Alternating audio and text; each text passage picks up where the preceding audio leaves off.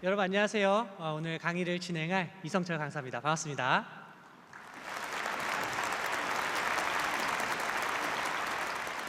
네, 벌써 이제 시리즈 강의를 제가 여기서 한 지 이제 세 번째 시간이 됐는데요. 늘 이제 떨리는 마음으로 이 자리에 서게 되는데 오늘 이제 신통일 한국론을 대중 강의로 풀어 나갔을 때 어떤 그림으로 할 수 있을까 이제 이런 의뢰를 주셔가지고 한 달 동안 열심히 이제 준비를 했고 오늘 드디어 첫 무대입니다. 굉장히 긴장이 되고 있는데요. 함께 좀 호기심을 좀 가져주시고 기쁜 마음으로 좀 함께 해주시면 좋겠다라는 생각이 드네요. 자, 앞에서 이제 사회자분께서 말씀을 주셨죠. 크게 이제 통일의 당위성을 알리는 교육은 5가지 접근이 있었습니다.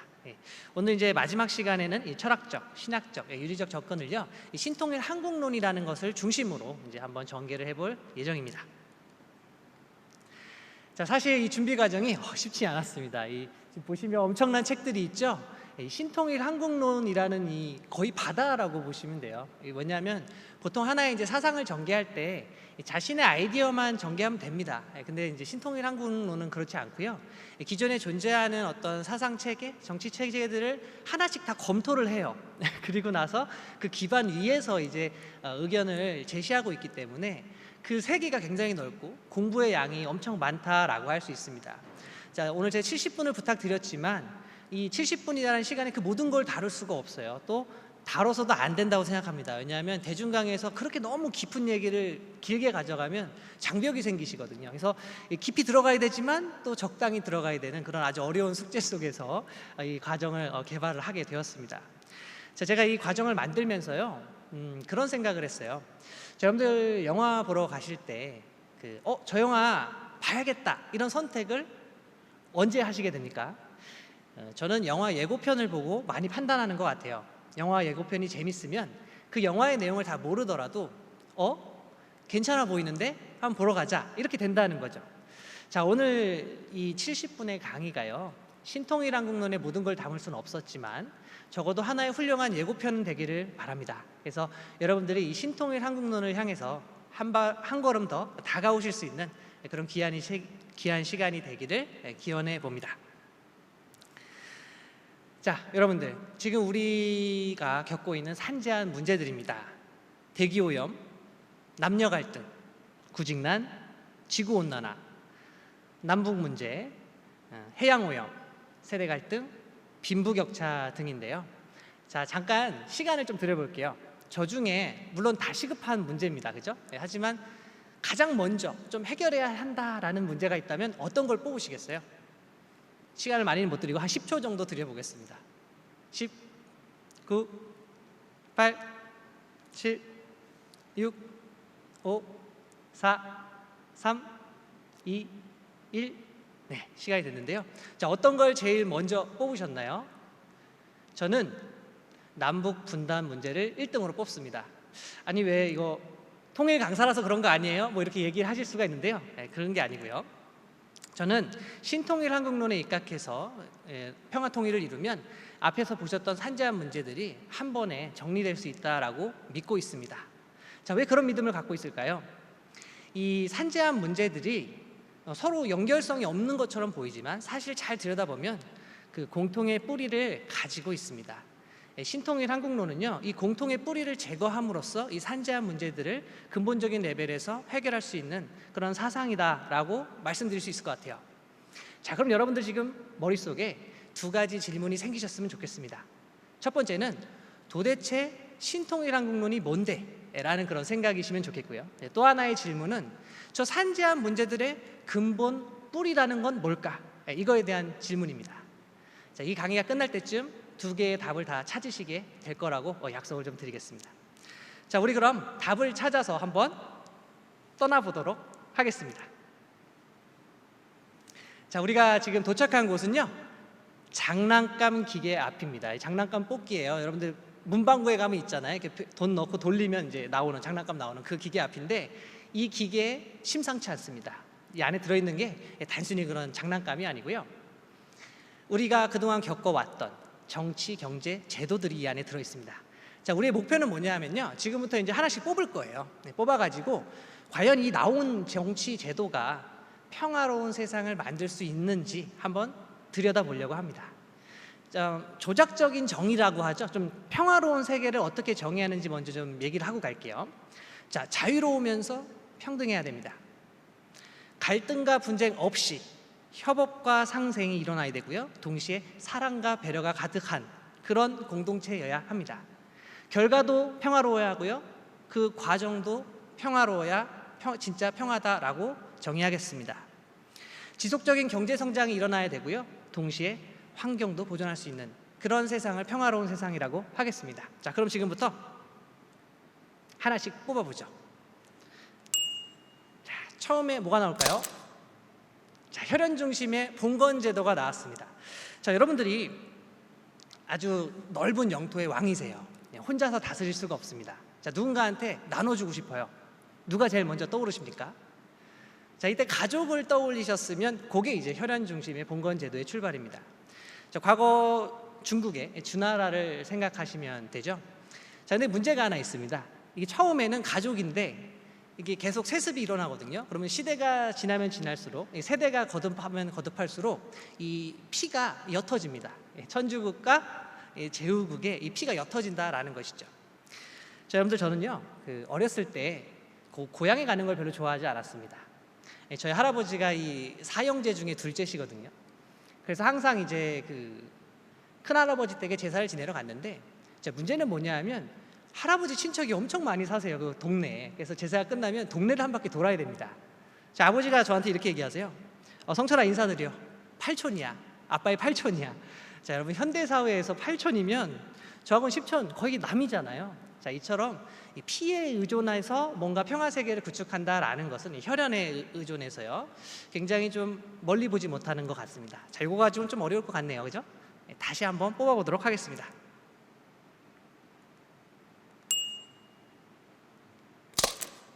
자, 이번에는 민족 중심의 민족 국가가 나왔습니다. 이 확실히 혈연보다는 좀 더 많은 사람들이 하나로 뭉쳐서 뭔가 해볼 수 있는 이제 그런 단위인 것 같긴 해요. 자, 어떻게 이걸로 평화로운 세계 만들 수 있을까요? 좀 위험한 것 같습니다.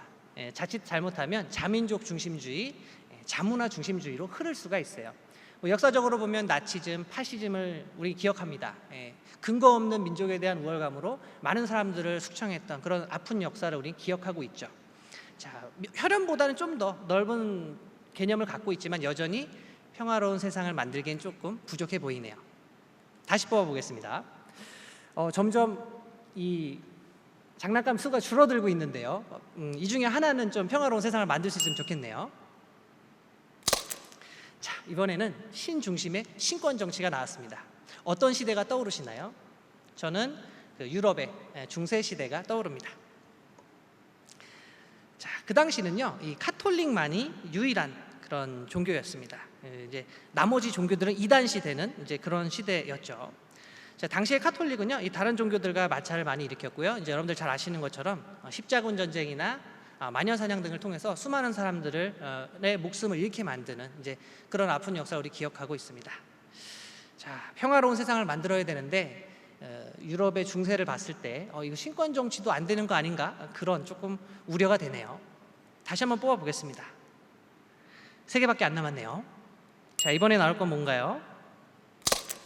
북한의 주체 사상이 나왔습니다. 자, 북한의 주체 사상을 들여다보면요, 이런 얘기를 해요. 사람이 모든 것의 주인이며 모든 것을 결정한대요. 멋진 말입니다. 하지만 현실은 어떻죠? 김일성, 김정일, 김정은의 세습 정치가 모든 것을 결정하고 있습니다. 인민 대중이 사회 역사의 주체라고 얘기는 합니다. 하지만 현실은 감시의 대상이자 통제의 대상일 뿐이죠. 심지어 두발까지도 제한을 걸고 있습니다. 평화란 폭력이 없는 상태라고 말은 합니다. 하지만 반동 세력을 타파하기 위한 폭력은 예외라고 얘기를 하고 있죠. 자, 그러니까 자기들이 봤을 때 반동이다 하면 언제든지 전쟁도 일으킬 수 있고 사람의 목숨도 빼앗을 수 있는 겁니다. 자, 이렇게 사람을 억압하고 전쟁을 합리화하는 사상을 가지고 평화 세상을 만들 수 있을까요? 말도 안 되는 거라고 생각하실 수 있을 겁니다. 안 되겠네요. 다시 뽑아야 되는데, 자, 이제 제 손에 2개가 남았습니다. 자, 이 두 개의 정치 경제 이 사상은요, 같은 자양분 속에서 자랐다라고 볼 수도 있을 텐데요.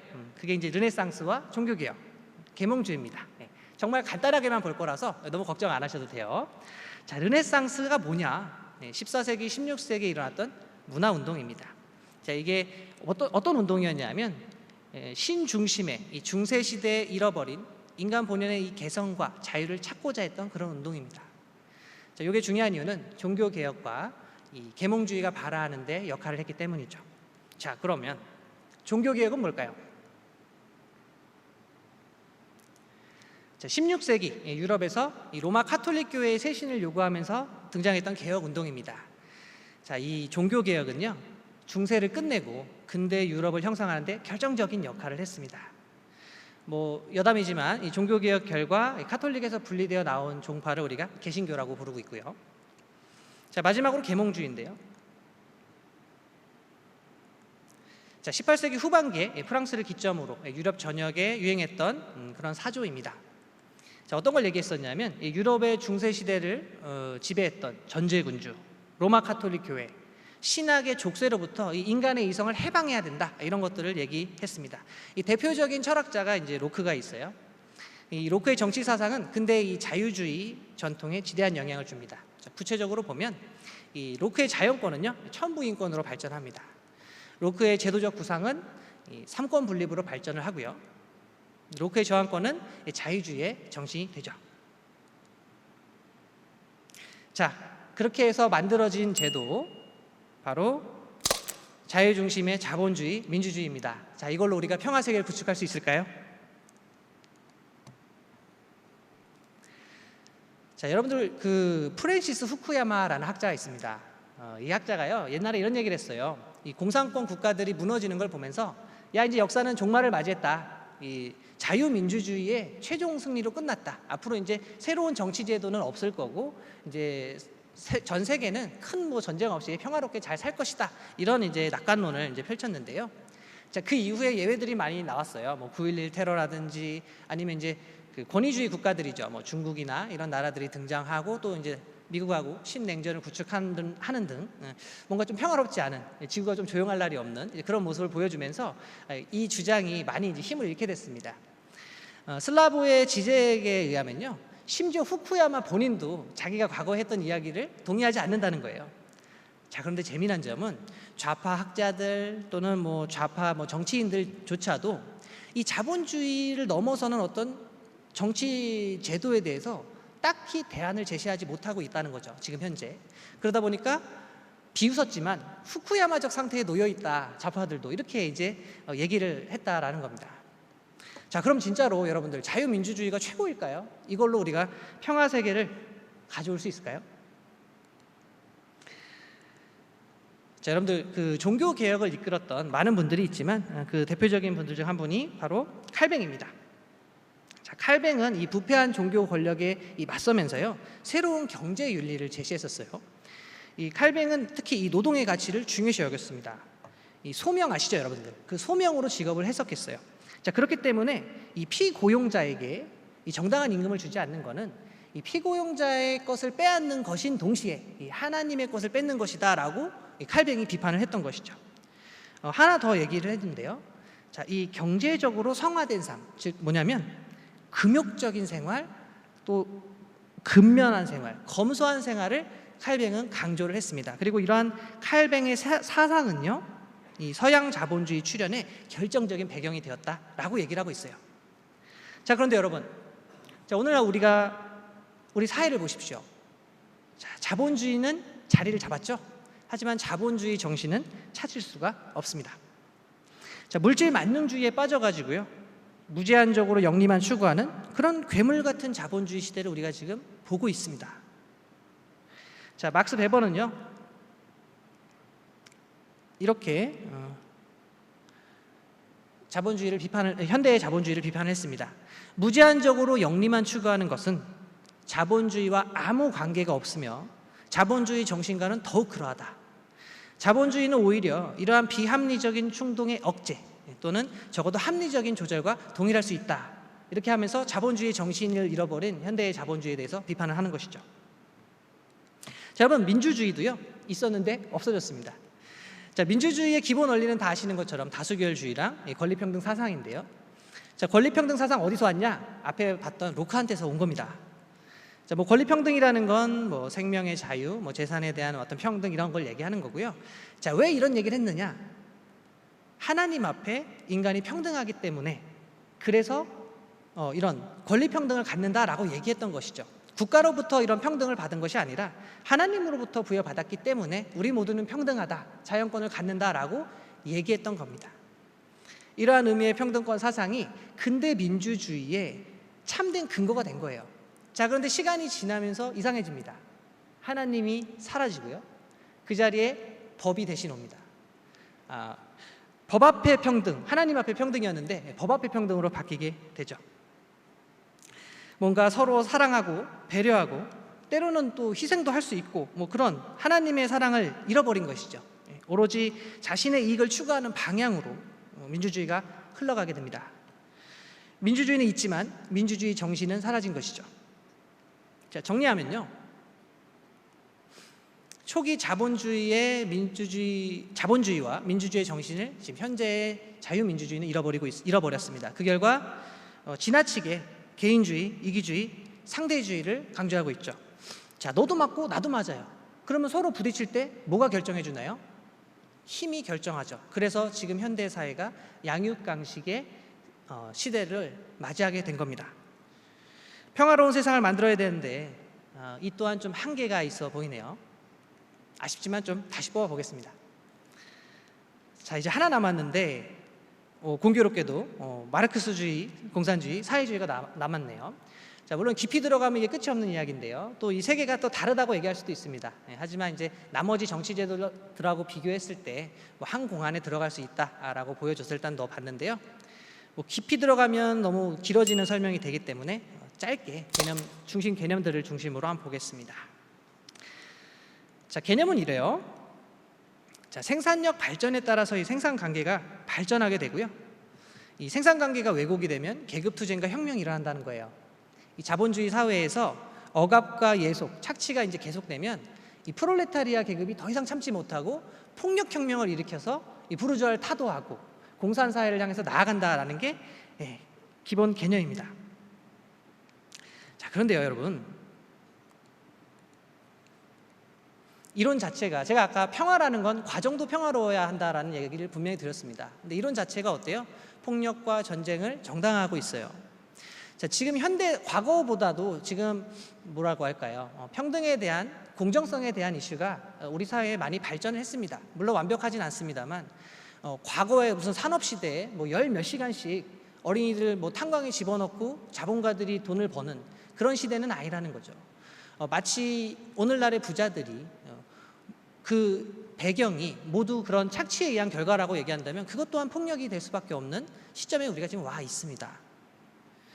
자, 그리고요, 그렇게 해서 폭력을 통해서 사회를 바꾸면 그 원망과 증오와 그런 것들이 또 남아있겠죠. 그런 숙청을 당한 사람들, 그런 가족들은 괜찮을까요? 그 분노를 가지고 살아야 됩니다. 결국 평화로운 세상을 만들어야 되는데 서로 미워하고 증오하는 세상이 될 거란 얘기죠. 자, 그리고 엄밀히 얘기하면 투쟁이 필수 요소도 아닙니다. 물론 우리가 노조가 있습니다. 하지만 맨날 싸우나요? 아니죠. 서로 합의하고 어려울 땐 도와주기도 하는 그런 아름다운 기사들을 우린 보기도 합니다. 반드시 투쟁이 필수 요소도 아니라는 거예요. 자, 그리고 역사 발전이 반드시 계급 투쟁에 의한 결과도 아닙니다. 멀리 갈 필요도 없습니다. 우리 3.1운동을 한번 생각해 보세요. 일제의 압제에 맞서서 우리 민족이 하나 되어 싸웠습니다. 근데 그 구성원들을 잘 보면 계급을 중심으로 모인 게 아니에요. 그냥 민족을 중심으로 모인 거고 계급 투쟁과는 아무 상관없는 성격을 갖습니다. 자, 결국 모든 어떤 역사의 발전이 그런 계급 투쟁을 중심으로 이루어지는 것도 아니라는 거죠. 자, 마르크스의 인간 소외론도 한번 보겠습니다. 자, 마르크스에 의하면요, 노동자들이 잃어버린 게 4가지가 있어요. 자, 노동 생산물을 잃어버렸고요, 노동을 잃어버렸고요, 자유로운 생산 활동을 잃어버린 결과 인간으로부터 인간이 소외됐다라고 얘기를 합니다. 자, 그리고 이렇게 사라진 노동 생산물이 어디 갔나 봤더니 이 자본가들의 자산을 이루고 있다는 거예요. 자, 그래서 이 인간성을 회복하기 위해서는 사유재산을 폐지해야 된다라는 얘기를 했던 거죠. 자, 그런데요, 여러분들 근본적인 얘기를 좀 해보겠습니다. 사람을 왜 착취할까요? 인간을 인간으로 보지 않고 도구로서 보기 때문입니다. 자, 하나님의 사랑의 마음을 잃었기 때문이에요. 자, 똑같이 나눈다고 문제가 해결될까요? 그렇지 않습니다. 자, 사람을 사랑하는 마음을 회복하지 못하면요, 똑같이 나눴을 때 어떤 일이 벌어질까요? 저 녀석만 없으면 내 몫이 더 커졌을 텐데, 그런 생각 안 할까요? 여전히 미워하는 마음을 갖는다는 겁니다. 자, 부모님이 자녀들에게 똑같이 과자를 나눠주는 상황을 한번 생각해 보겠습니다. 자, 동생에 대한 사랑의 마음이 없다면 형은 무슨 마음을 가질까요? 아우, 저 동생이 없었으면 내가 저거 다 먹었을 텐데, 이런 생각을 한다라는 거죠. 자, 결국 핵심은요, 노동 생산물의 공평한 분배가 아니라 인간을 어떻게 바라봐야 하는지, 어떻게 대해 주어야 하는지, 그 인간성 그 자체의 회복에 있다라는 겁니다. 자, 그리고 마르크스주의, 공산주의를 표방했던 나라들이 어떻게 되었나요? 중앙 권력은 독재화되고 부패했습니다. 자, 개인들은 통제되고 억압되었고요. 개인의 창의성, 개성 이런 것들은 제대로 발휘가 되지 않았고 결국 사회 전체의 생산성이 떨어지면서 붕괴의 길을 가게 되었습니다. 자, 노동가치설도 조금 문제가 있습니다. 자, 뭐냐 하면 이 상품의 가치가 들어가는 노동 시간에 따라 달라진다라는 개념인데요. 자, 여러분들 옛날에 빨래하는 시간이랑 지금 빨래하는 시간 같나요? 기술이 발전하면 노동 시간이라는 건 유동적인 겁니다. 그걸 가지고 상품의 가치를 말하는 건 조금 무리가 있고요. 또 주류 경제학에서는 상품의 가치를 얘기할 때 공급과 수요의 모든 측면을 다 얘기합니다. 들어간 노동의 시간은 수요는 당연히 반영을 못한 거고요. 공급도 아주 일부만 반영한 그런 이제 불완전한 이론입니다. 자, 재미난 상상을 좀 해볼까요? 이 뽑는데 얼마나 걸립니까, 선생님? 5분이면 돼요. 얼마죠? 5만 원입니다. 얼마나 걸리나요? 5분 일하고 5만 원을 버신다고요? 자, 의사가 뭐라고 그랬을까요? 원하신다면 1시간 동안 뽑아드리겠습니다 라고 얘기를 합니다. 자, 고문이죠. 자, 왜 우리는 그러면 5분 일한 분한테 5만 원을 줘야 될까요? 그분이 투입한 시간 때문에, 그분이 가지고 있는 기술과 전문성 때문이죠. 자, 이처럼 노동가치설은 조금만 상상을 해봐도 합리적이지 않다라는 생각을 할 수 있습니다. 자, 여러 가지 문제점들이 좀 발견이 되고요. 또 평화로운 세상을 만들어야 되는데 전쟁을 합리화하고 있고, 또 실제로 그런 사상을 표방했던 나라들이 실패한 것을 봤을 때 이 평화 세계를 만들기에 조금 부족해 보입니다. 자, 다시 뽑아야 되는데 큰일 났네요. 남아있는 게 없습니다. 자, 잘 보니까요, 구석에 뭐가 하나 있네요. 자, 흔들어서 제가 좀 꺼내 보겠습니다. 자, 하나님주의에 입각한 공생, 공영, 공의주의가 나왔습니다. 하나님주의라고요? 자, 뭔가 자라보고 놀란 것은 소뚜껑 보고 놀란다고, 이 중세 시대에 실패했던 신권 정치를 떠올리시는 분들이 있을 것 같습니다. 자, 결론부터 말씀드리면요, 자, 신통일왕국의 공생, 공영주의는요, 신통일왕국의 공생, 공영주의의 근간이 되는 하나님주의는요, 이 중세의 신권 정치랑은 완전히 다른 겁니다. 자, 하나님주의는 중세 시대의 문제를 재생산하지 않습니다. 자, 어떻게 다르냐 그러면 그거는 이제 강의 속에서 하나씩 풀어 가겠습니다. 자, 여러분들 인류가 정말 평화를 놓고 하나가 될 수 있을까요? 자, 영화를 2개 준비를 했습니다. 자, 하나는 유랑지구고요. 하나는 인디펜던스 데이인데요. 내용은 이렇습니다. 이 태양이 생명을 다한 거예요. 그래서 지구가 다른 태양계를 찾아서 떠나는 내용입니다. 자, 영화를 잘 보면 국가가 존재합니다. 여전히. 하지만 그 국가의 개념이라는 게 의미가 없어요. 왜냐하면 전 지구적인 상황이기 때문에 서로 하나 되지 않으면 전멸이죠. 그래서 하나가 됩니다. 자, 인디펜던스 데이도 마찬가지죠. 자, 외계인이 나타나니까 국가 단위가 분열하는 것이 아니라 하나로 합쳐지면서 대항을 하죠. 자, 노력하니까 되긴 되네요. 하나가. 자, 근데 저는 그런 의구심이 생겼습니다. 유랑이 끝나면, 외계인을 물리치면 어떻게 될까? 아마 옛날처럼 돌아가지 않을까라는 생각이 저는 듭니다. 자, 이렇게 어떤 위기를 가지고서 하나 되는 것은 좀 한계가 있는 것 같습니다. 자, 그러면 어떻게 하면 인류가 하나 될 수 있고 또 이 하나됨을 유지할 수 있을까요? 그래서 저는 지금 하나님주의를 말하고 있는 겁니다. 자, 여러분들 오늘날 종교인의 숫자는 압도적입니다. 거의 90%에 육박을 하고 있어요. 자, 혈연, 민족, 계급보다 더 초월적이면서 강력한 연합이 가능한 단위가 종교인이다라고 말씀드리겠습니다. 자, 물론 종교는요, 종교 간 갈등을 일으키면서, 그죠? 역사를 보면 평화보다는 갈등만 조장하는 그런 경우도 많았습니다. 중세 시대의 신권 정치도 그랬죠. 자, 그런데 하나님주의는 여러분 다릅니다. 자, 하나님주의는요, 다른 종교를 배척하지 않습니다. 자, 여러분 여기 산을 보시죠. 이 산 정상이 있어요. 자, 이 산 정상에 올라가는 길은 몇 개나 될까요? 하나만 있을까요? 다양한 루트가 있을 겁니다. 저 산의 정상을 진리라고 한번 불러보겠습니다. 그러면 그 진리에 도달하는 방법은 하나만 있을까요? 자, 하나님주의는요, 모든 고등 종교가 진리의 길 위에 있다고 바라봅니다. 인정해 줍니다. 왜 그러냐? 인격적인 신으로서의 유일신을 믿든 근본 원리나 이법으로서의 신을 믿든 다신교를 믿던 이 모든 고등 종교들은요, 공통점을 가지고 있기 때문이에요. 어떤 공통점인지 보겠습니다. 자, 우리의 오감으로 파악할 수 없는 어떤 그런 궁극적인 존재에 대해서 얘기를 한다는 거죠. 그리고 그 결과 이 보편적 진리로서의 성격을 보입니다. 자, 나쁘게 살아라는 종교가 없어요. 다 양심에 따르세요. 위하여 사는 삶을 사십시오. 관용과 사랑을 실천하고 선을 추구하며 사십시오라는 공통적인 이야기를 한다라는 겁니다. 자, 이렇게 모든 종교는 진리의 길 위에 있다라고 인정해주고 접근할 때 종교는 갈등이 사라지고 종교인이라는 단위가 진정한 평화의 주체로서 역할을 할 수가 있습니다. 자, 하나님주의는 특정 종교에 편협한 하나님이 아니고요, 이 세계의 창조자, 제일 원인자로서의 하나님에 주목합니다. 그리고 모든 종교인들의 통합과 협력에 의한 평화세계의 실현을 주장합니다. 자, 그러면 지금부터는요, 이 하나님주의에서 얘기하는 하나님이 어떤 분인가, 그 신성과 인간과 하나님이 무슨 관계인지, 또 평화세계를 위한 원리 원칙이라고 할 수 있는 이 수수작용이라는 건 뭔지 한번 알아보겠습니다. 자, 여러분들 부모이신 분들은 한번 생각을 좀 해보세요. 왜 부모가 되기로 결정하셨나요? 세 가지 선택지가 있습니다. 3번이 있으신가요? 대부분 2번이라고 생각이 듭니다. 자, 그런데 만약에 헤겔한테 이 질문을 했다면 헤겔은 1번이라고 얘기를 했을 것 같아요.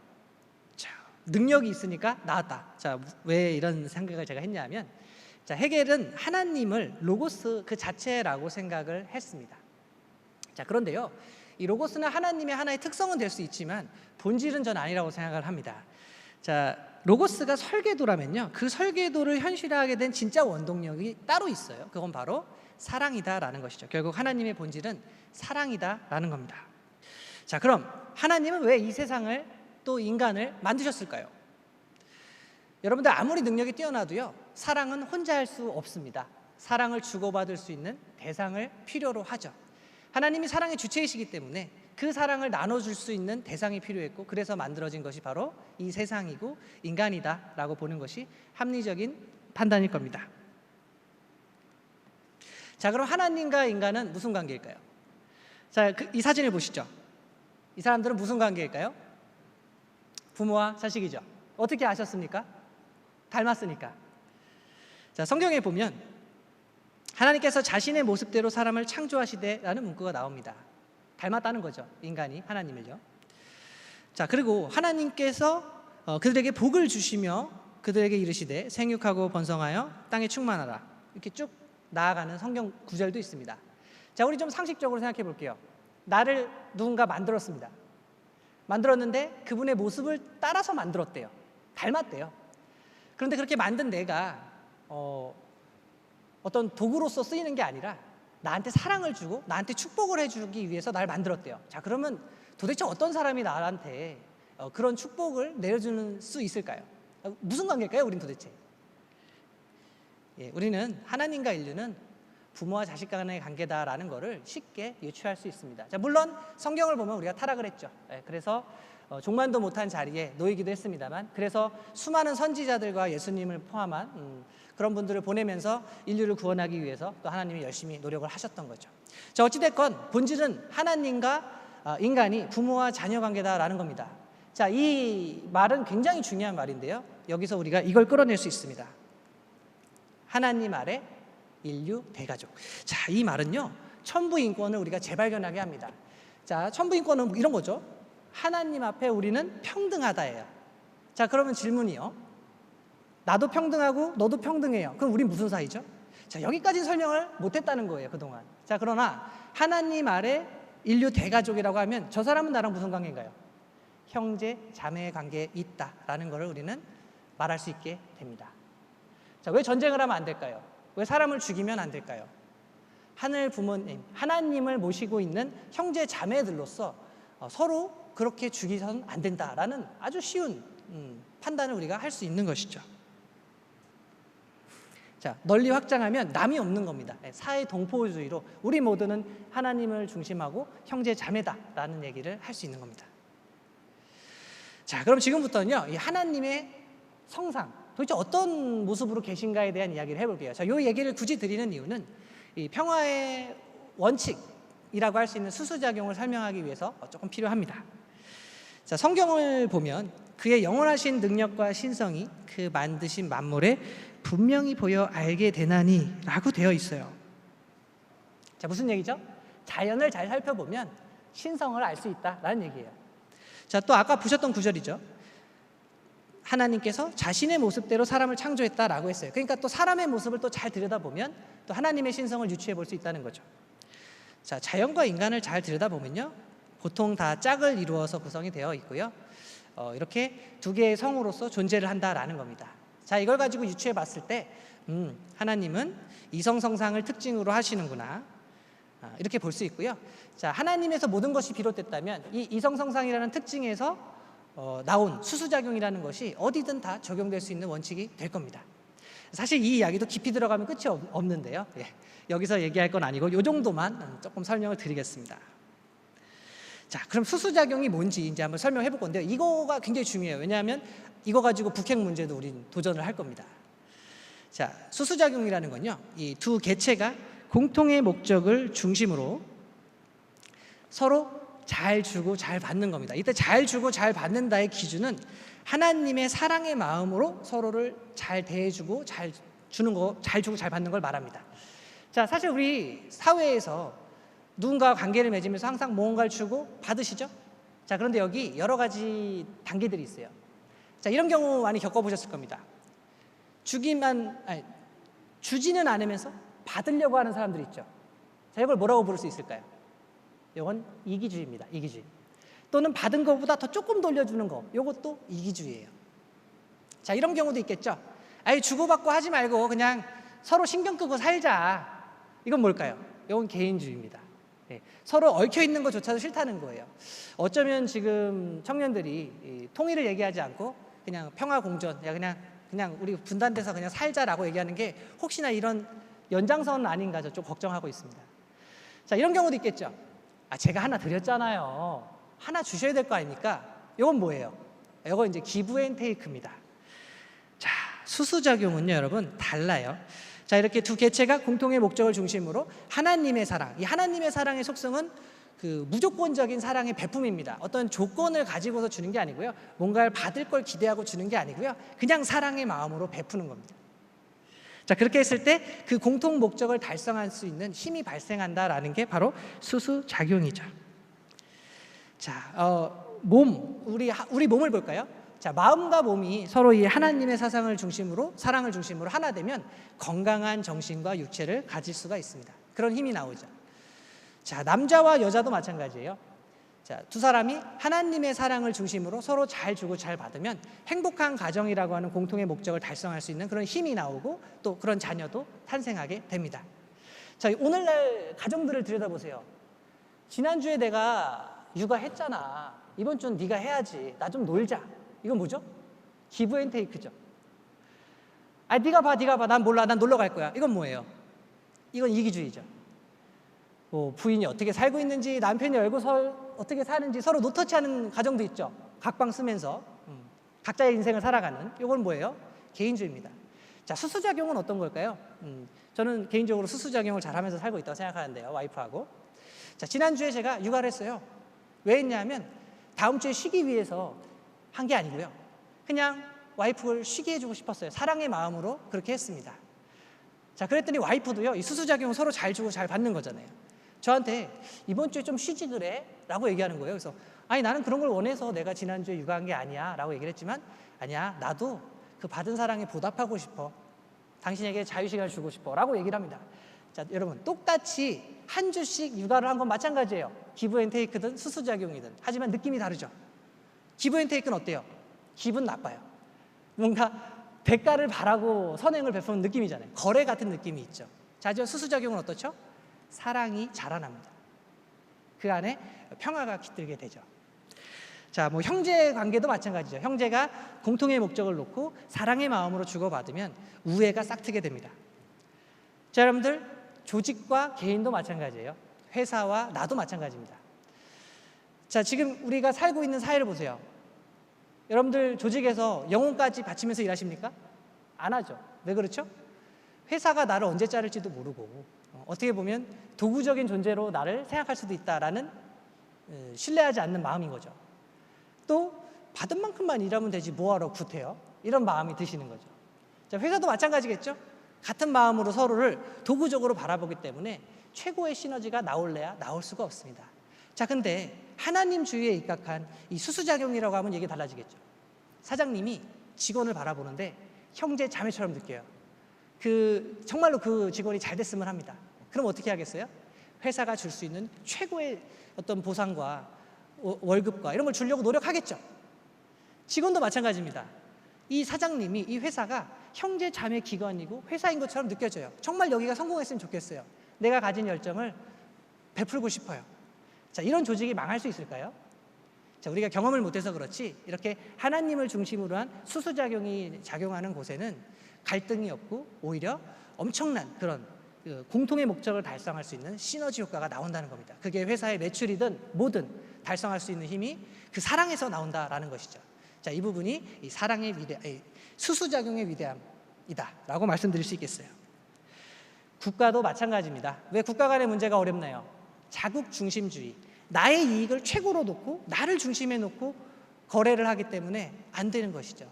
역시 수수작용을 바탕으로 우리가 공통의 목적을 세우고 하나님의 사랑을 실천하고자 한다면 많은 문제들이 드라마틱하게 해결될 수 있다고 저는 믿습니다. 자, 수수작용이 구체적으로 작동하기 위한 방법을 좀 볼게요. 우선 시작은 무조건적인 사랑의 투입입니다. 자, 받기를 기대하면서 주는 게 아니고요, 받을 것을 조건으로 주는 게 아니라 무조건적인 하나님의 그 무조건적인 사랑을 실천하는 겁니다. 자, 그럼 이제 재미난 점이 있는데요. 자, 나는 그렇게 줬어요. 그럼 받은 사람은 어때요? 이미 받았죠. 다시 준다고 하더라도 무조건적인 조건이 성립하지 않습니다. 이미 받았기 때문에. 자, 그럼 어떻게 해야 될까요? 받은 사람은 받은 것보다 더 주시면 됩니다. 그러니까 받은 것보다 더 줄 필요가 없는데 더 줌으로써 이 사랑의 순환에 무조건적인 사랑의 속성을 가미하는 것이죠. 자, 이렇게 순환이 일어나고 반복이 일어나면서 점점 둘 사이의 관계가 이렇게 발전하는 그런 것들이 바로 이 수수작용의 힘입니다. 자, 항상 받은 것 이상을 상대에게 주려고 노력을 해야 되고요. 자, 그렇게 진행이 됐을 때 이게 반복이 되고, 자, 항상 이 공통의 목적을 세팅을 하고 그렇게 하나님의 사랑을 중심으로 함께 수수작용을 해야 된다라는 겁니다. 자, 이렇게 되면 수수작용이 작동을 한다라는 것이죠. 수수작용은요, 만물의 근원이신 하나님의 이성성상에서 도출한 그러한 원리입니다. 규칙입니다. 자, 그래서 이 수수작용이 작용하지 않는 곳은 없다라는 거죠. 자, 그래서 북핵 문제도 이 수수작용으로 풀 수 있지 않을까라는 얘기를 드리고 싶어요. 자, 구체적으로 어떻게 가능한지에 대한 이야기를 하기 전에요, 앞서서 그동안 이 남한의 정부가 어떻게 이 북핵 문제와 평화 통일을 위해서 노력해 왔는지를 잠깐 보겠습니다.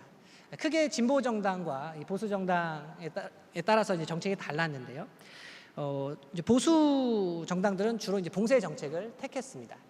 이 베를린 장벽이 무너질 때요, 유럽이 이제 그 공산권들이 무너지는 걸 보면서 야 이거 이 북한을 외교적으로 고립시키면 스스로 무너질 수 있겠다 북한이 그런 이제 생각을 했었고 그런 전략으로 이제 사회주의 국가들이랑 이제 관계를 맺으면서 이 남한이요 그렇게 이제 봉쇄 작전을 들어갔었는데 아직도 여전히 북한은 살아 있죠.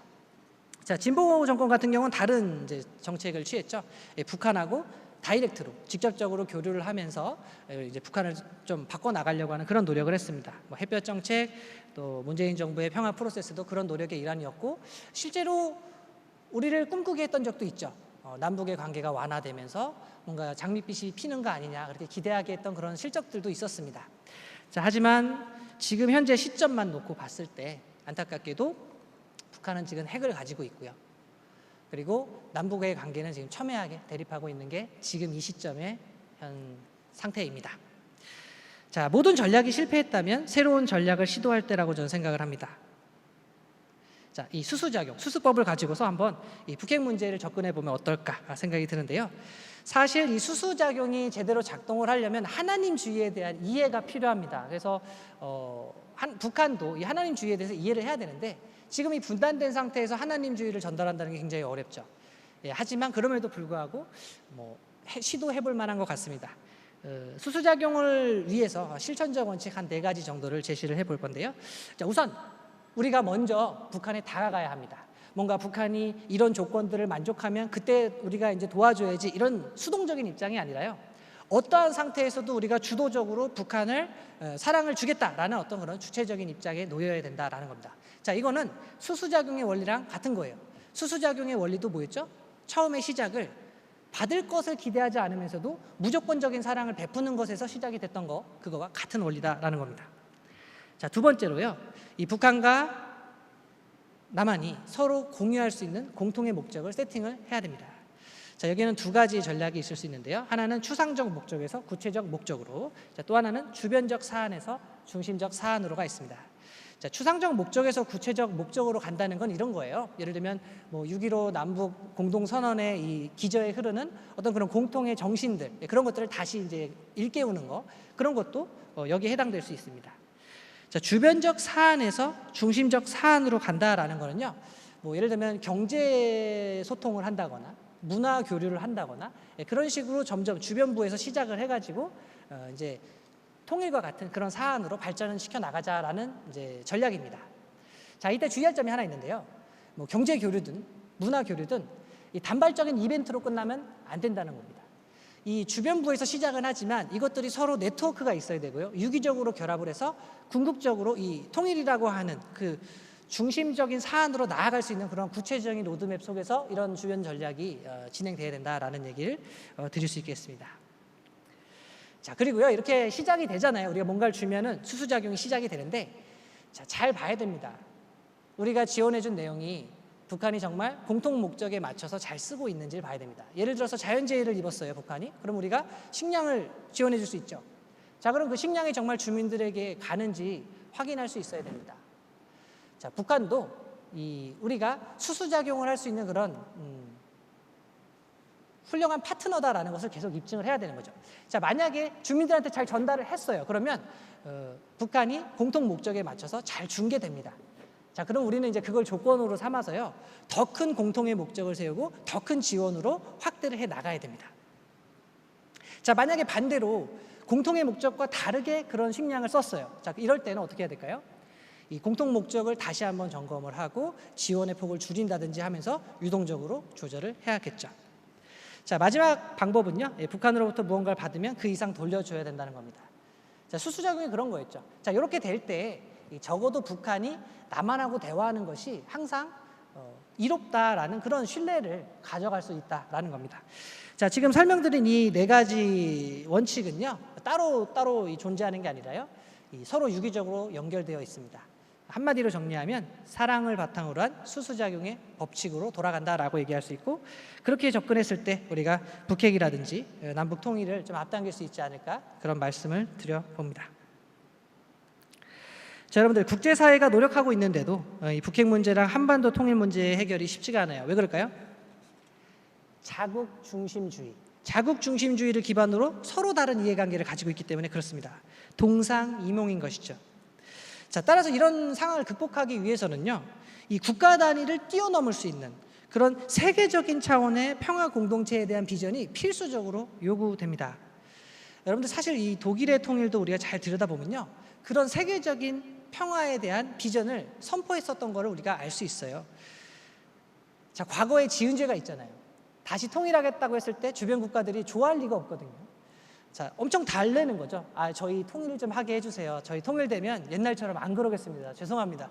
저희가 이 유럽에 평화를 가져다 오는 그런 공동체의 일원이 되겠습니다. 저희 제발 통일하게 해주세요. 이런 공동체의 평화 비전을 얘기하면서 오늘날 통일을 이뤄냈다라는 것이죠.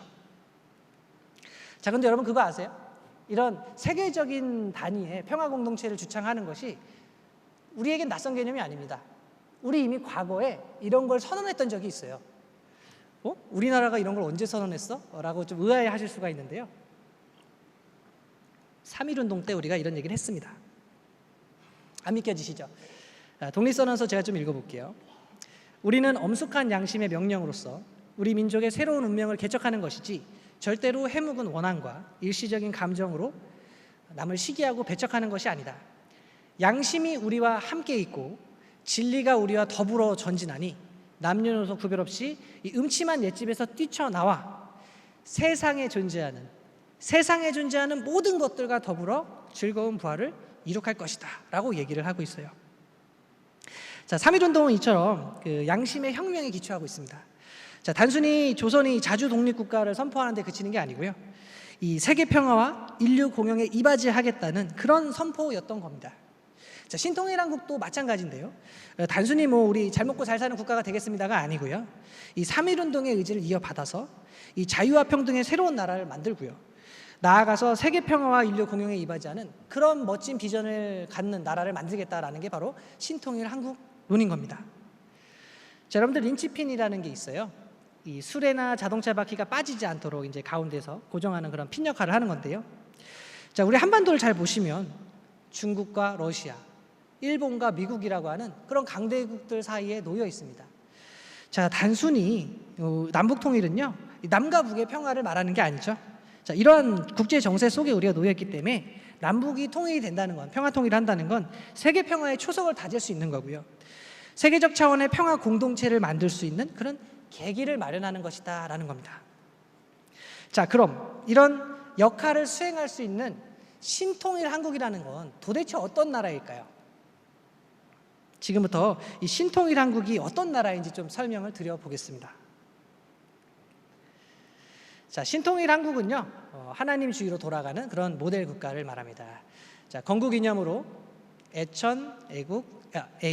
애국을 얘기를 하고 있습니다.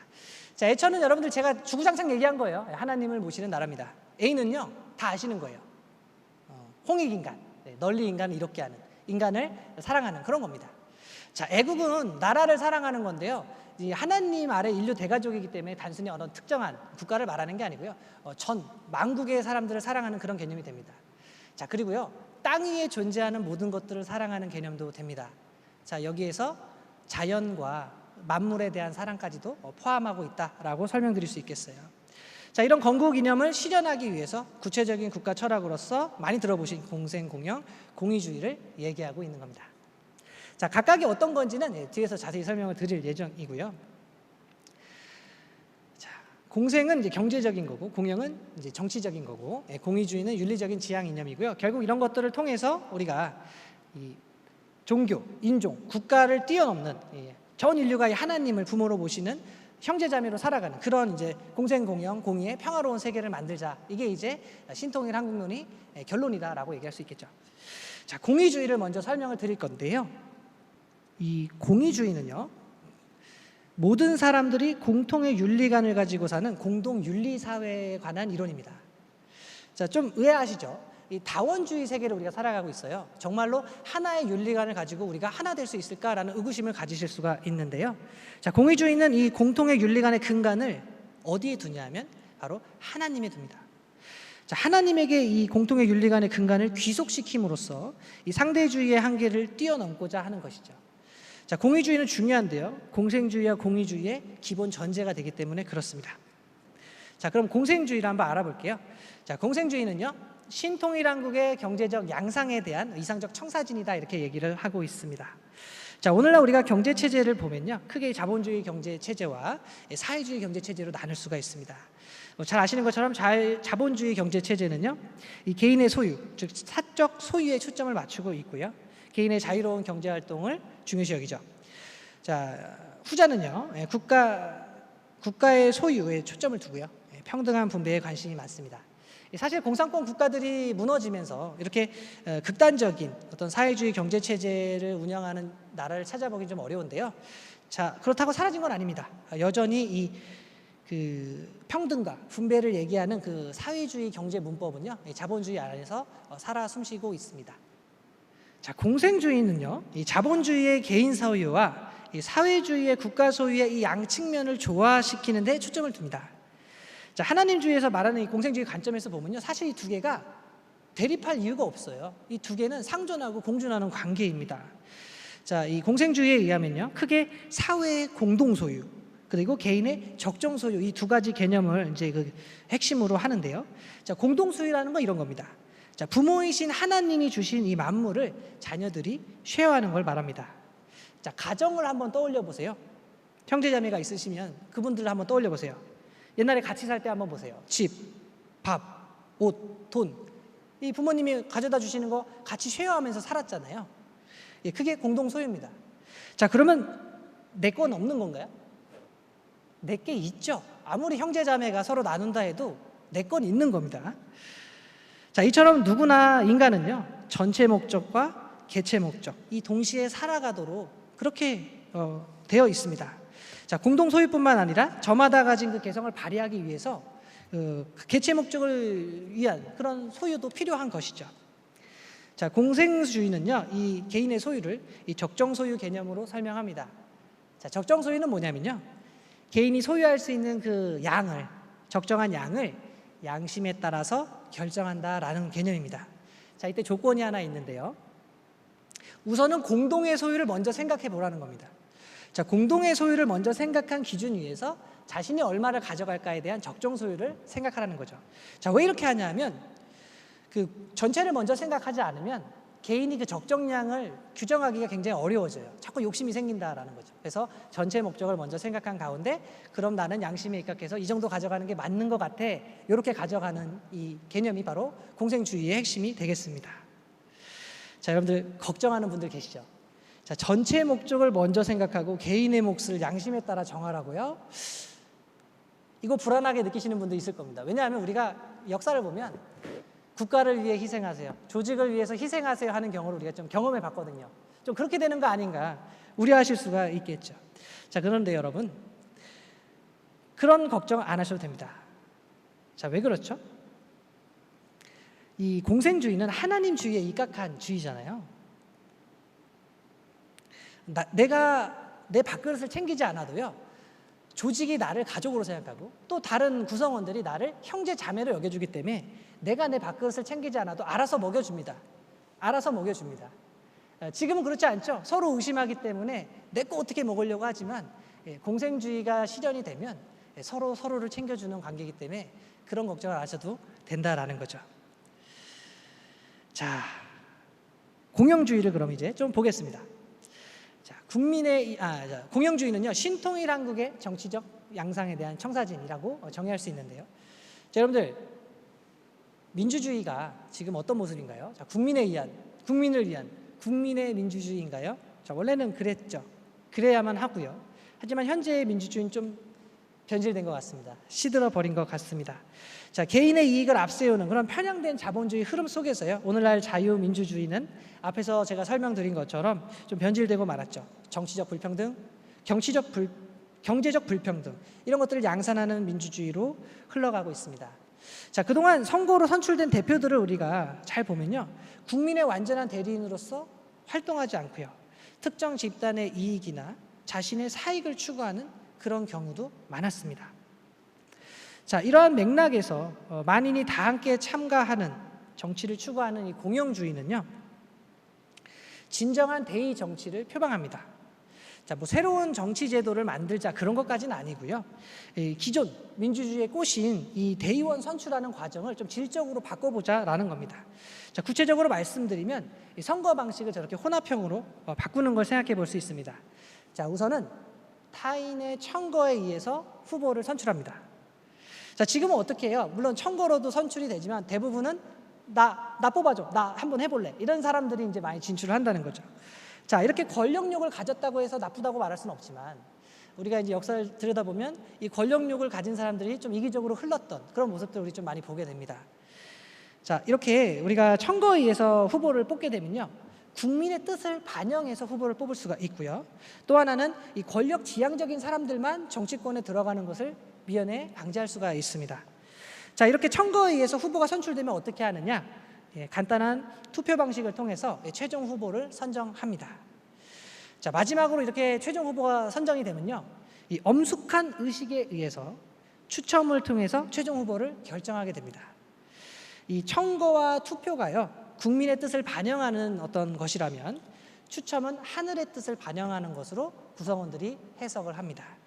자, 후보들은요, 서로 경쟁하고 싸우고 미워하는 그런 관계가 아니고요, 하나님 아래 인류 대가족, 즉 서로를 형제 자매로서 여기고 선거에 임합니다.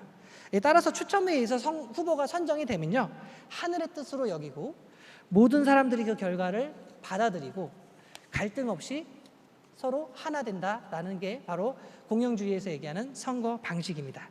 자, 여러분, 이런 민주주의가 성립되기 위해서는 어떻게 해야 될까요?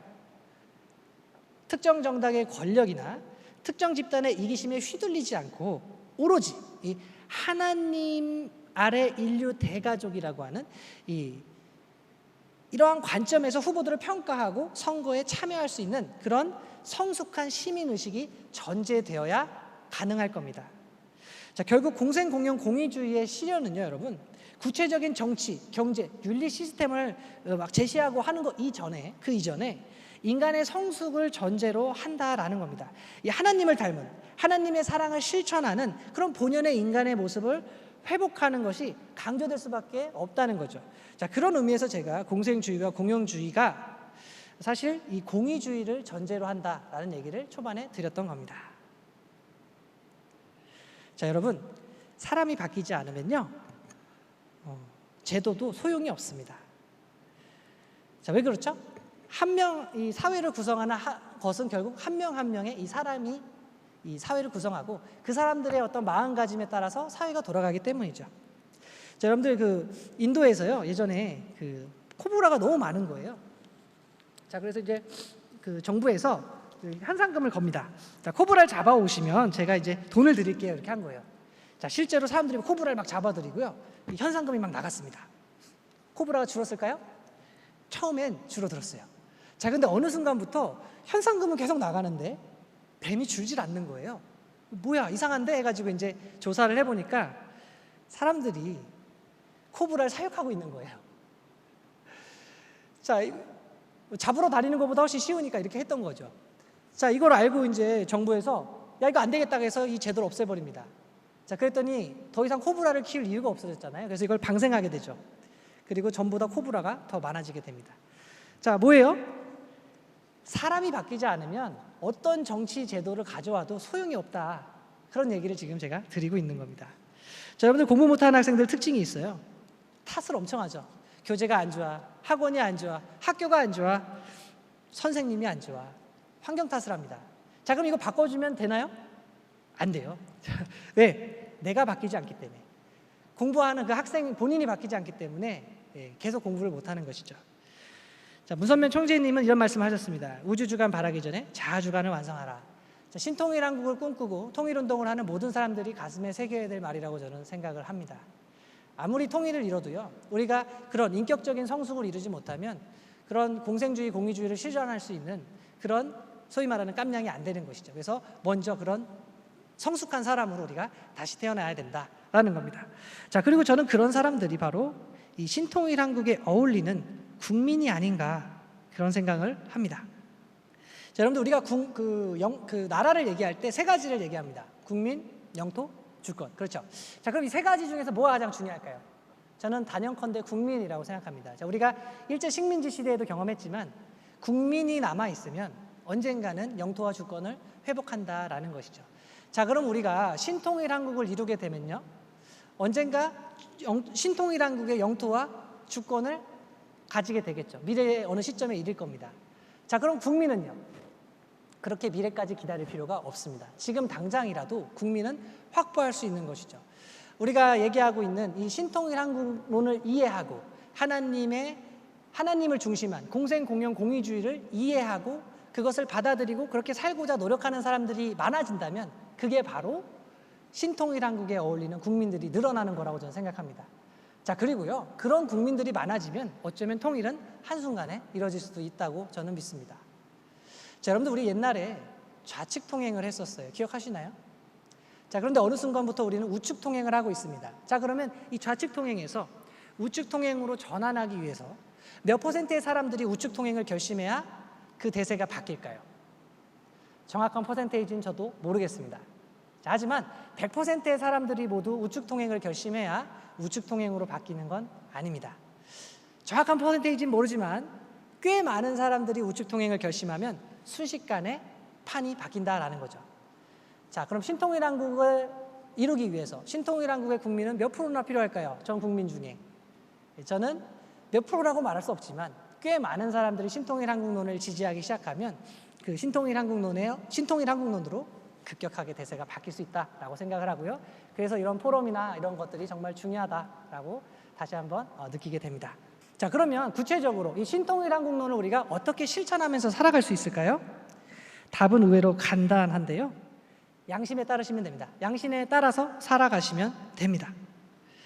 자, 양심은요, 우리가 하나님과 연결되어 있는 생명의 끈이자 유일한 창구입니다. 왜 이렇게 얘기하냐면 바로 이 양심의 주체가 하나님이시기 때문에 그렇습니다. 자, 물론 이제 칸트에 의하면요, 양심의 주체는 이성입니다. 이 마음속에 양심이 재판관처럼 살고 있어요. 그래서 이렇게 해라 저렇게 해라 이런 윤리적인 명령을 내린다는 거죠. 자, 법관의 명령이기 때문에 마음에 들던 안 들던 해야 됩니다. 그런 의무로서의 어떤 윤리를 제시한다라는 거죠. 자, 하지만 하나님주의에서 얘기하는 양심은 다릅니다. 자, 양심의 명령은 그 주체가 하나님이시기 때문에 양심의 명령은 곧 하나님의 사랑의 명령이 됩니다. 자, 그래서요, 놀랍게도 이 양심의 목소리를 듣고 이걸 실천하시면서 사시게 되면 감사함과 기쁨을 느끼실 수가 있습니다. 억압이나 그런 게 아니라 행복을 느끼시게 되고요. 이 양심에 따라서 계속적으로 살아가시다 보면 마침내 하나님의 사랑을 직접적으로 체휼하시게 됩니다. 자, 그러면 사람이 바뀌어요. 자, 어떻게 바뀌는지는 뒤에서 설명드릴 건데, 자, 여러분들 우리 인간을 어떻게 정의할 수 있을까요? 누군가는 이성적인 존재다라고 정의를 할 겁니다. 저도 동의하는데요. 사실 사랑의 하나님의 결정체로서 우리 인간이 만들어졌다면 우리의 본질도 사랑과 다 있다라고 저는 생각을 합니다. 자, 세계 평화와 남북 통일의 길도 다르지 않습니다. 신통일 한국의 길도 여러분 다르지 않아요. 이 양심을 따라가면서 하나님의 사랑을 계속 체휼하시면 사랑이 넘치는 사람으로 바뀌실 수 있어요. 이 주변 사람들이 다 이웃처럼 느껴지고요. 내가 가지고 있는 것을 나눠주고 싶은 그런 마음이 막 솟아납니다. 그게 돈일 수도 있고 지식일 수도 있고 노동일 수도 있고 그렇습니다. 모든 주변 사람들과 나누고 싶은 그런 사랑이 가득한 사람으로 바뀐다라는 것이죠. 자, 결국 신통일 한국을 이루기 위해서는요, 우리는 이 양심을 실천하면서 이 사랑의 하나님을 닮은 본성적 인간의 길로 나아가야 한다라고 신통일 한국론 강의를 준비하는 강사로서 강조드리고 싶습니다. 여기 나오네요. 자, 넘어갈게요. 자, 여러분들 제가 앞에서 산재한 문제들의 공통 뿌리가 있다라고 말씀드렸는데요. 이제 그게 뭔지 밝힐 때가 된 것 같습니다. 자, 이런 것들이에요. 이기주의, 상대주의, 상호불신, 민족제일주의, 개인주의, 국가중심주의, 물질 만능주의 등입니다. 예를 들어 볼까요? 자, 왜 지구온난화 문제가 해결이 안 될까요? 물질 만능주의, 국가중심주의, 이기주의, 민족제일주의 이런 것들이 영향을 줍니다. 자, 이런 식이죠. 개발도상국들이 지금 막 이산화탄소를 뿜어내면서 공장을 돌리고 있어요. 선진국들이 얘기하죠. 야, 그만해. 지금 지구가 뜨거워지고 있잖아. 그만해. 그럼 뭐라고 얘기하죠? 개발도상국에서? 야, 너네는 다 했잖아. 옛날에. 우리도 돈 좀 벌자. 자, 그렇다고 뭐 선진국이 그 공장을 멈추면 돈을 줄게라고 얘기하나요? 그것도 아니에요. 자, 그러니까 각자의 입장에서 그냥 이기적인 얘기를 하는 거죠. 자, 이처럼 다른 문제들도 깊이 파고 들어가면 제가 제시했던 저런 뿌리들을 만나게 됩니다. 자, 여러분, 신통일한국론은 하나님주의를 바탕으로 한 공생, 공영, 공의주의를 주장하고 있죠. 자, 그렇기 때문에 이기주의, 상대주의, 민족제일주의, 개인주의, 상호불신, 국가중심주의, 물질만능주의를 극복할 수 있는 겁니다. 자, 그 결과 산재한 문제들을 한 큐에 정리할 수 있는 그런 가능성을 품고 있는 매력적인 사상이 신통일한국론이라고 말씀드릴 수 있겠습니다. 자, 여러분, 어떤 사람들, 자, 그러니까 이 환자, 이세계라고 하는 환자가 겪고 있는 이 많은 질병들은요, 이 하나님주의에 입각한 이 공생공영주의를 통해서 치료할 수 있지 않냐라는 얘기를 드리는 것이죠. 자, 신통일한국론을 통해서 하나님주의에 입각한 공생공영 공의주의의 평화세계를 이룩할 수 있어야겠습니다. 자, 많은 사람들이 사상의 시대가 끝났다고 얘기합니다. 여러분들도 동의하시나요? 저는요, 제가 보기에는요, 그런데 요즘 사람들도 이 맹목적으로 믿고 따르는 사상이 하나 있습니다. 바로 먹고사니즘이에요. 자, 먹고 사는 문제는 물론 이 삶의 기본이 되는 만큼 포기할 수 없죠. 중요한 문제라는 건 뭐 두말할 나위가 없습니다. 자, 하지만 인생의 모든 방향과 결정이 이 먹고사니즘으로 쏠리면 어떻게 될까요? 우리는 나의 생존과 관련되지 않은 거에는 관심을 끄게 될 겁니다. 자, 아이러니한 것은 그렇게 되면 될수록 나의 생존이 어려워진다는 거죠. 내가 살아가는 세계는 더 좁아지고 나의 세상은 더 경쟁적이고 팍팍하게 바뀐다라는 겁니다. 자, 여러분, 신통일한국론을 접하고요, 제 인생은 달라졌습니다. 자, 먹고 사는 집에서 벗어나서요, 저는 이제 하나님 아래 인류 대가족에 대해 생각합니다. 이웃과 이웃 나라를 사랑하는 그런 더 큰 나, 그런 나로 살아가고자 노력하고 있습니다. 자, 그렇게 마음을 먹으니까요, 이 먹고 사는 집 속에서 걱정하며 살 때보다 오히려 제 삶은 더 나아졌습니다. 자, 제가 주변에서 듣는 얘기들이에요. 너는 삶에 쩔어 있지 않고 뭔가 에너지가 넘친다. 너희 부부처럼 살고 싶다. 너희 자식처럼 키우고 싶다. 주변에 친절하고 따뜻하고 무엇보다 사람들을 수단으로, 도구로 생각하지 않는 너의 삶을 이렇게 옆에서 보니까 너의 믿음이 꽤 괜찮은 믿음인 것 같다. 이런 얘기를 제가 실제로 듣게 되었습니다. 아직 오지 않은 신통일 한국의 국민으로 저는 살아가고 있습니다. 자, 여러분, 요즘요, 저는 강사업이 욕심을 그렇게 내지 않습니다. 자, 하나님 아래 인류 대가족을 이제 생각을 하다 보니까요, 이 저에게 강의를 주는 기관과 그 사람들이 가족처럼 느껴집니다. 그 기간이 정말 잘 됐으면 좋겠어요. 예, 그래서 강의비를 제 생각보다 많이 주면 반려하기도 합니다. 아, 이렇게 많이 주실 필요 없다라고 실제로 얘기하기도 합니다. 자, 그럼 제가 손해보는 걸까요? 자, 물론 이제 저한테 강의를 주는 분이 저와 똑같이 이 하나님주의에 입각해서 공생공영 공의주의를 실천하는 분이라면 저는 절대 손해 안 볼 겁니다. 자, 하지만 세상에 신통일한국론을 알고 있는 사람이 아직은 그렇게 많지 않습니다. 자, 그런데 신기한 건요, 저는 손해를 보지 않습니다. 자, 왜 그럴까요? 어떻게 하면 한 푼이라도 더 뜯어낼 수 있을까? 이런 것들을 강사들이 고민한다는 거죠. 예, 그런 강사들 속에서 저의 모습이 뭔가 이타주의를 넘어서 타주의를 실천하는 제 모습이 신통일한국론을 모르는 사람들 입장에서 봤을 때도 뭔가 신선하고 참신하고 진정성 있고 그렇게 느껴진다라는 거죠. 그래서 그런지 저에게 더 강의도 많이 주시고 강의 기회도 더 많아지고 있습니다. 자, 부부 사이도 더 좋아졌어요. 여러분들, 저희 가정엔 기브 앤 테이크가 없습니다. 오직 수소작용만 있을 뿐입니다. 사랑의 유통기한이 있다고 하는데요, 저희 가정은 더욱 발전하는 그런 사랑만 존재합니다. 신통일한국론을 접하고 이 신통일한국론에 어울리는 그런 국민으로 살아가기로 결심을 하니까요, 제 삶은 이처럼 전보다 더 나아졌습니다. 저는 전보다 더 마음의 여유가 생겼고요, 심지어 행복감을 느끼기까지 합니다. 자, 가슴 뛰는 청춘이라는 말을 이제 이해하게 되었습니다. 자, 여러분, 제가 이 심장이 뛰는 이유는 어디 아파서가 아니고요, 인류가 오랫동안 찾아 헤맨 그 평화와 번영의 답이 지금 눈앞에 펼쳐져 있다는 사실 때문입니다. 그리고 그 답을 실제적으로 구현할 수 있는 결정적인 시기에 제가 살아가고 있기 때문입니다. 그리고 그 모든 것들이 나와 상관없는 것이 아니라 더 큰 나, 더 행복한 나와 연결될 수 있다는 확신이 들기 때문입니다. 자, 하나님 아래 인류 대가족이란 이 기치 아래요, 세계와 연결된 확장된 내가 어떤 느낌인지, 그런 사람이 느끼는 행복감과 두근거림이란 어떤 것인지 여러분도 신통일 한국론을 공부하고 또 실천하면서 꼭 느껴보셨으면 좋겠습니다. 자, 청년 여러분, 그리고 이 강의를 들으시는 평화애원 여러분, 마지막으로 한 말씀 드리면서 오늘 강의를 마치고자 합니다. 신통일 한국이라고 하는 이 가슴 뛰는 여정을 저와 함께 걸어보시면 어떨까요? 감사합니다.